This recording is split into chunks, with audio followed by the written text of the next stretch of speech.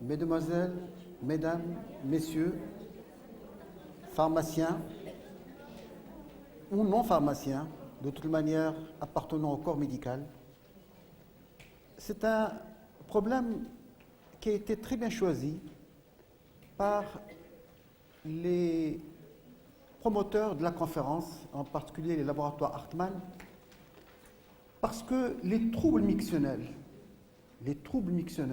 c'est-à-dire du trouble d'uriner, ou de façon beaucoup plus vulgaire, le trouble du pipi, c'est un symptôme, ce n'est pas une maladie, que l'on s'entende bien, c'est le symptôme le plus fréquent qui existe aussi bien chez l'homme que chez la femme. Si nous prenons la femme, presque 17,5% de tout venant et à tout âge présentent des troubles mictionnels. Et au-delà de 65 ans, c'est une femme sur 3, c'est 30%, c'est énorme. Il est évident que l'on peut établir un parallèle avec l'homme. Mais le fait d'avoir des troubles mictionnels, cela signifie quoi? Cela signifie je ne contrôle plus mes urines, ils coulent, tout simplement. Ou bien j'ai la sensation, mais c'est une sensation tellement pressante que je suis obligé d'aller immédiatement aux toilettes, sinon au prix de les perdre dans mes affaires. Ou bien le fait que dans des situations particulières, telles qu'une marche, telles qu'un sport, telles qu'une toux, fait fuiter ses urines. Mais la malade ou le malade, quand il vient vous voir, il ne vient pas vous voir avec un syndrome, avec une maladie, mais il vient vous voir pour un symptôme. Et tout l'intérêt pour nous, en tant que professionnels, d'écouter la malade, le malade, et d'essayer de comprendre de quoi il s'agit. Il me plaît de rappeler quelques fondamentaux. Je ne rentrerai pas dans de la neurourologie qui n'a aucun intérêt pour le moment. C'est que, de toutes les manières, hommes et femmes, nous avons... Pardon.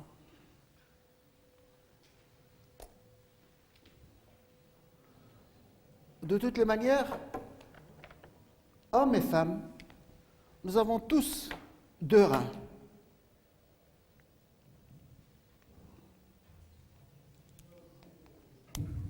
Ils sont peut-être 9.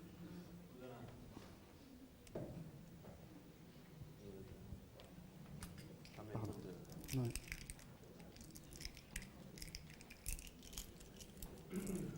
Donc, comme je disais, hommes et femmes, nous avons tous deux reins. Mais à quoi servent ces reins? Elles servent tout simplement à filtrer le sang. Le sang arrive, il est filtré. Toutes les substances nécessaires à notre équilibre, qu'ils soient acides aminés, protéines ou autres, restent dans le sang. Tout ce qui est susceptible d'amener des éléments, une toxicité à notre organisme, elles sont excrétées, l'urée, le surplus de créatinine, le surplus de calcium, le surplus d'acide urique, etc. Mais ces urines ainsi constituées ne peuvent pas abonder dans l'abdomen. Donc chaque rein a son propre canal, qu'on appelle communément l'urtère.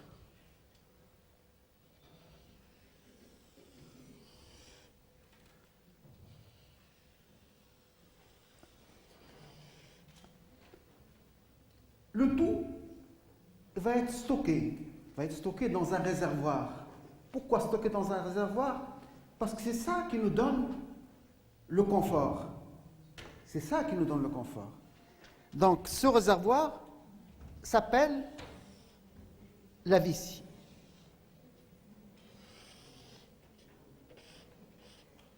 Donc les urines viennent en permanence, 2000 secondes. C'est une machine qui ne s'arrête pas. Et pourtant, nous sommes dans une situation confortable. Parce qu'on a ce réservoir qui est la vessie. Alors jusqu'ici, hommes et femmes, nous sommes la même chose. Mais à partir de là, où les choses diffèrent. Pourquoi les choses vont différer? Parce que tout simplement, la femme va continuer son circuit par un conduit qui est relativement étroit et court, en général c'est 3 cm, et elle va faire la traversée,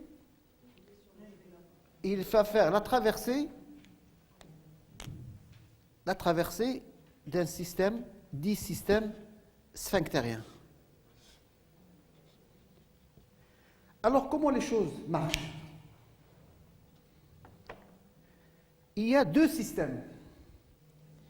Il y a bien sûr celui que nous commandons tous, c'est notre cerveau.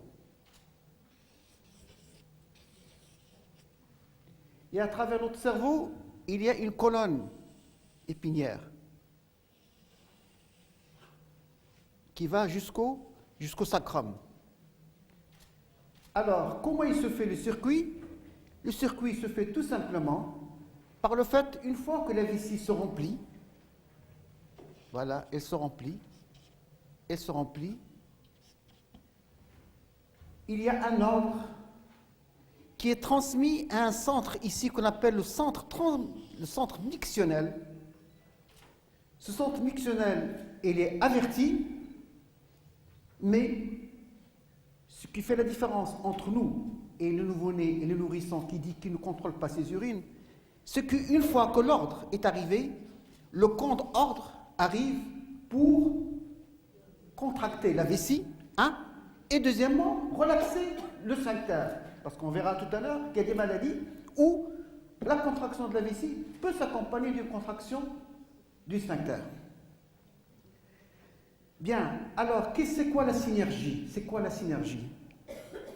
Remplissage de vessie, envoi d'informations, accueil de l'information et miction. Ça, c'est réflexe automatique.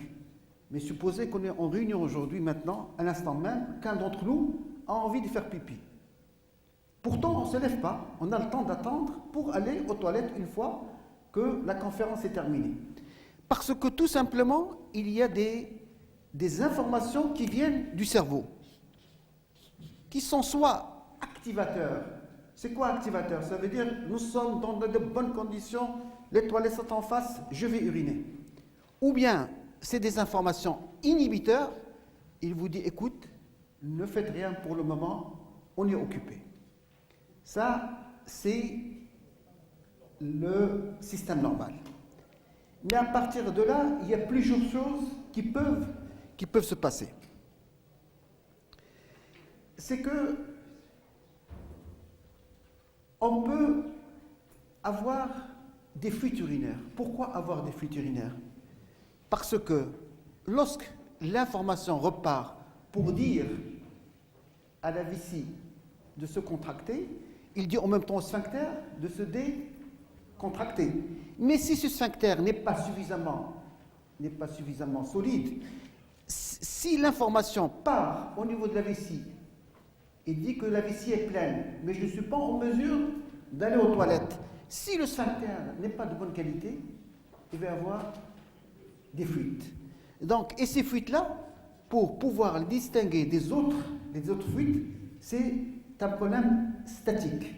Ça veut dire qu'on est dans une position qui n'est pas couchée, dans une position où on s'est levé brutalement ou gentiment, où on a marché, où on a toussé, où on a attrapé une grippe. Cela fait que ce sphincter est sollicité et donc les urines coulent. Ceci, c'est la chose qu'on appelle incontinence par insuffisance sphinctérienne. Maintenant, le deuxième signe, c'est pour cela qu'il faut bien écouter le malade ou la malade. On va prendre la malade parce que c'est plus fréquent chez la femme. C'est qu'elle vous dit, écoutez, si je tousse, je ne perds pas d'urine. Je fais du jogging, je ne perds pas d'urine.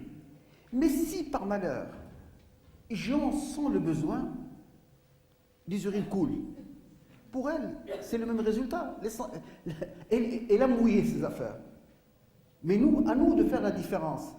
Donc, quelle est cette différence? C'est que le sphincter, même s'il est sollicité, il est là pour ne pas laisser couler les urines. Et à ce moment-là, on va rentrer dans ce qu'on appelle un grand chapitre, qui est tout à fait moderne, qu'on appelle instabilité vésicale, qu'on appelle également hyperactivité vésicale, qu'on appelle également immaturité vésicale, et même certains l'ont appelé vessie neurogène, c'est-à-dire comme une vessie neurologique, mais non neurogène. Que ça veut dire non neurogène? Il n'y a pas de spina bifida, il n'y a pas d'éléments qui peuvent montrer que nous sommes en présence d'une maladie neurologique. Il n'y a pas de Parkinson, il n'y a pas d'hémiplégie, il n'y a pas. Donc, nous arrivons au système d'instabilité vésicale ou d'hyperactivité vésicale. Cela veut dire quoi en termes beaucoup plus clairs? Ça veut dire que dès que la vessie atteint un certain volume, le réflexe est déclenché, comme je l'ai dit, comme par la santé mictionnelle. Et le cerveau n'est pas en mesure de contrôler. Mais attention, n'allons pas à cette explication facile, le cerveau ne contrôle pas, donc, madame, il y a quelque chose qui ne va pas. Attention, cette situation peut cacher beaucoup de maladies. Quelles sont ces maladies? Une simple infection urinaire. C'est simple, il faut faire un examen cytobactériologique des urines, le problème réglé. On peut y avoir quelque chose d'irritatif, comme un calcul. Il peut y avoir un polype. Et le polype est irritatif. Il peut y avoir, qu'à Dieu ne plaise, un début de cancer ou un cancer déclaré. C'est la raison pour laquelle qu'il faut, avant de s'embarquer dans un diagnostic fonctionnel, parce que l'instabilité vésicale, telle que je l'ai définie tout à l'heure, est un syndrome fonctionnel, avant de s'embarquer dans un syndrome fonctionnel, il faut s'en assurer qu'il n'y ait pas de problème organique. Et comment s'en assurer? Bien sûr, par des examens simples, tels que l'échographie. Bien sûr, la fibrocystoscopie. On ne parle plus de cystoscopie, mais de fibrocystoscopie, parce que le matériel actuel est un matériel flexible, tolérable, et peut être fait tout simplement à titre externe dans une consultation. Et évidemment, quand on trouve quelque chose à travers tous ces examens-là, on arrête les frais. On lui dit, madame, vous avez un calcul, ce calcul, on va le casser, mais une fois qu'on l'aura cassé, vous allez l'uriner et le problème est réglé.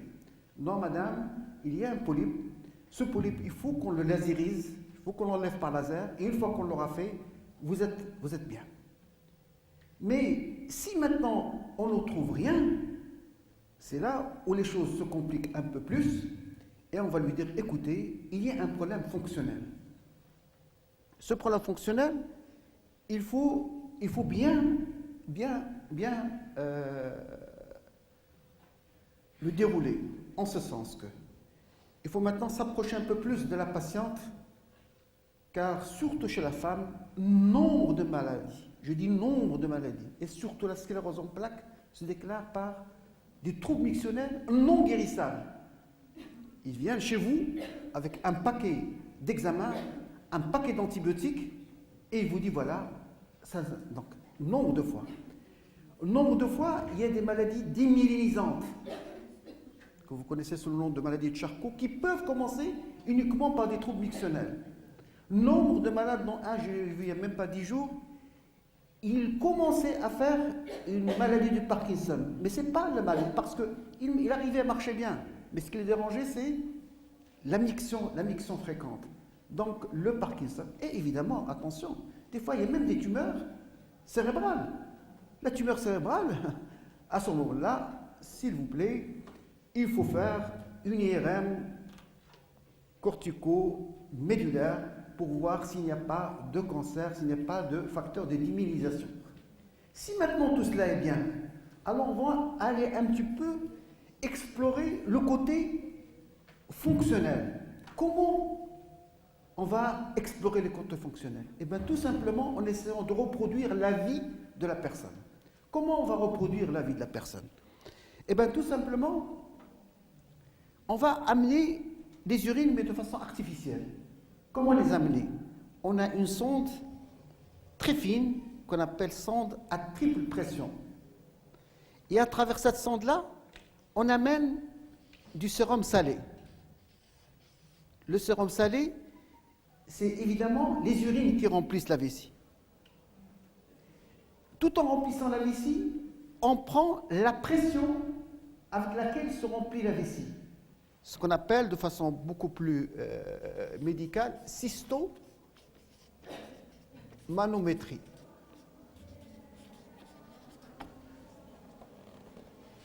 Alors, de façon normale,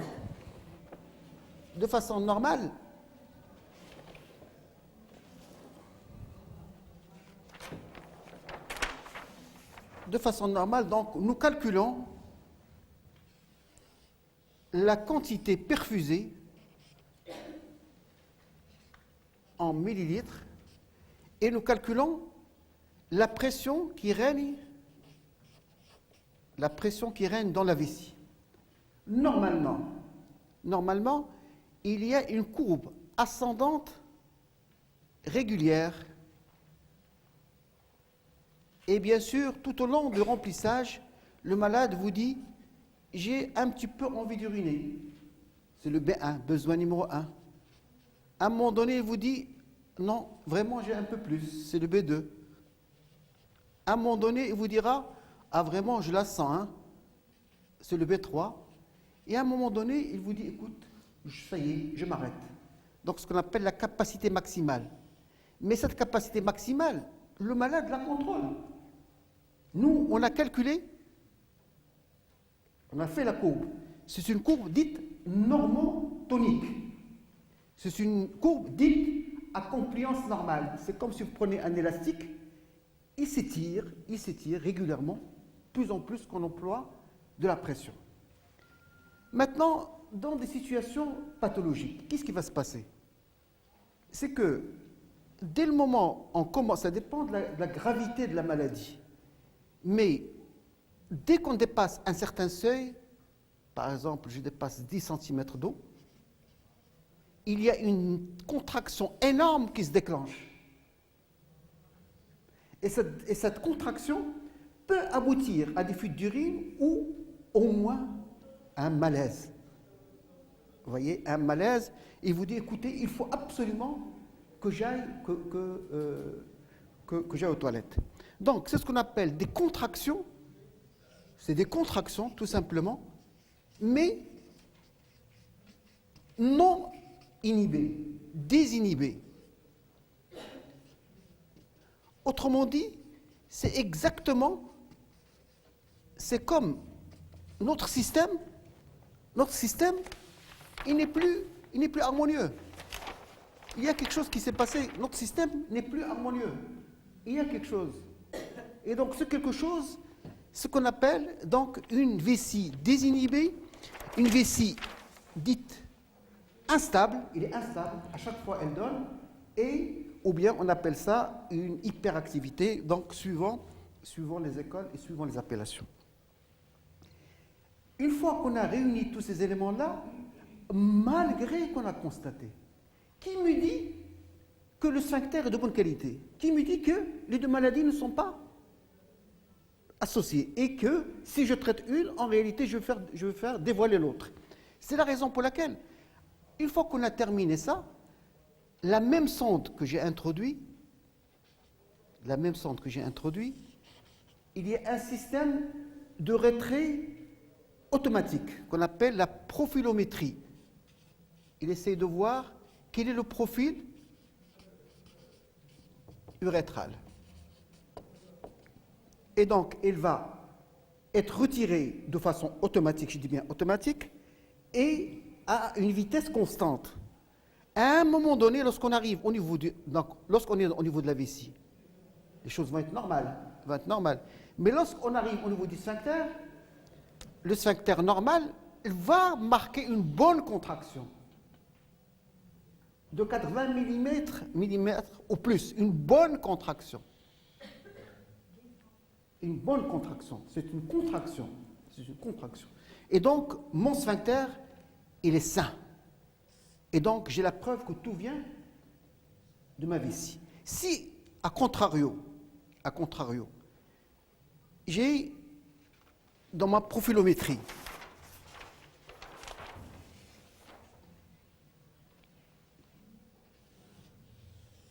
donc le retrait se fait gentiment,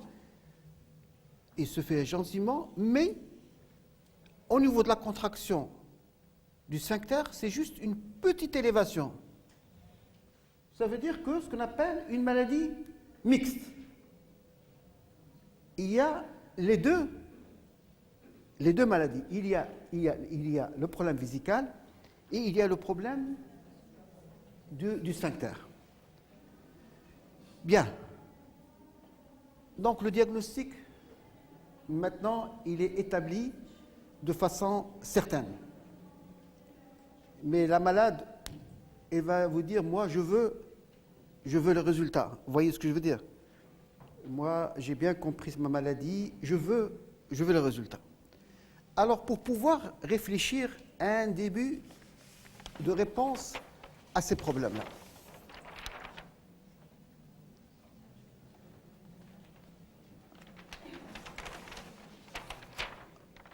on va essayer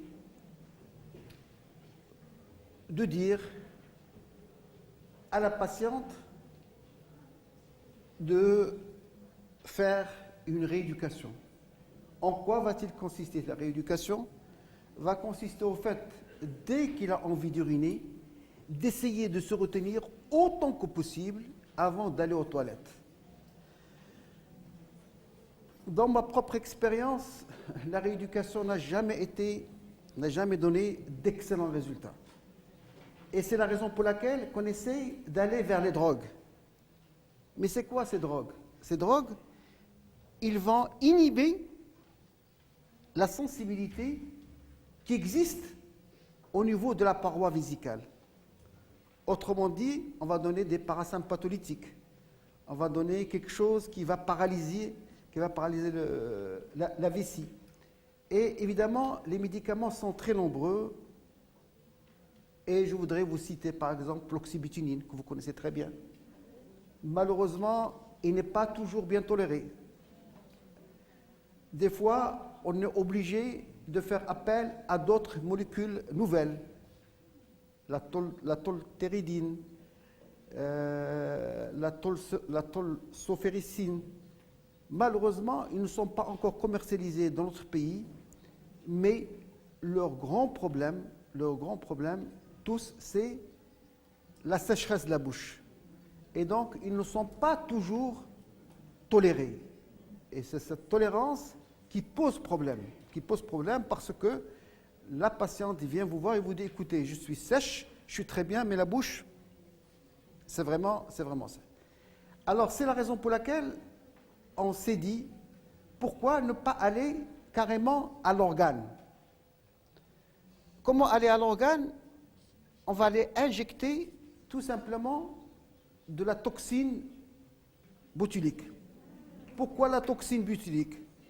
Parce que la toxine botulique donne un relâchement quasi strict. Mais il ne s'agit pas, et bien sûr, il faut faire la dilution nécessaire. Il ne faut pas la faire concentrer.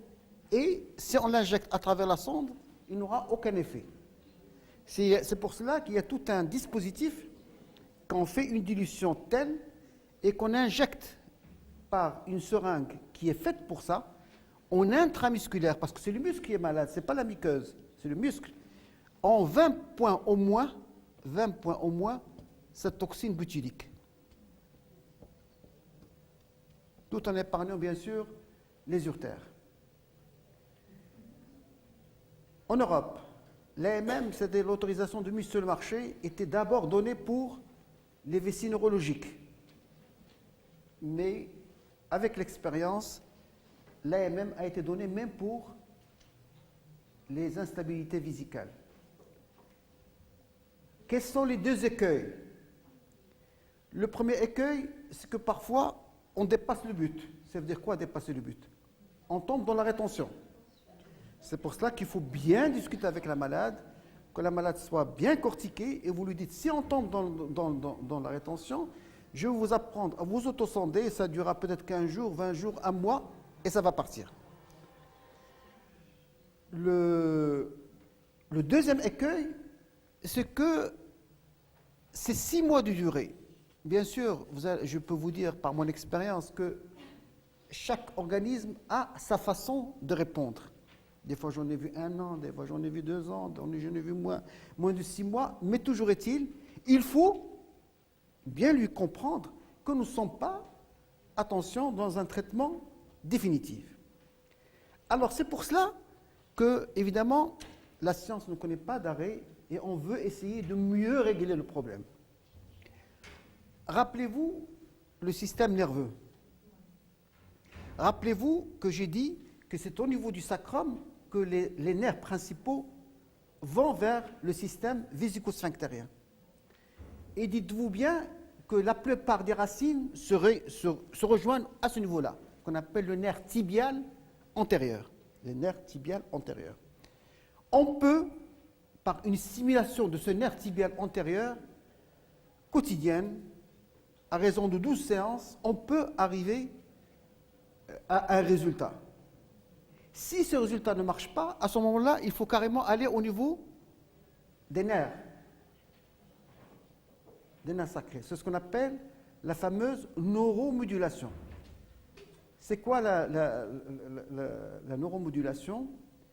C'est tout simplement au niveau de la région sacrée et en façon sous-cutanée, comme le pacemaker, on met une petite pièce qui ressemble au pacemaker, et cette petite pièce, elle décharge les nerfs de façon permanente, 24 sur 24 heures. Et en excitant de façon permanente le nerf, évidemment, on stabilise la vessie. Le coût de l'opération est très cher.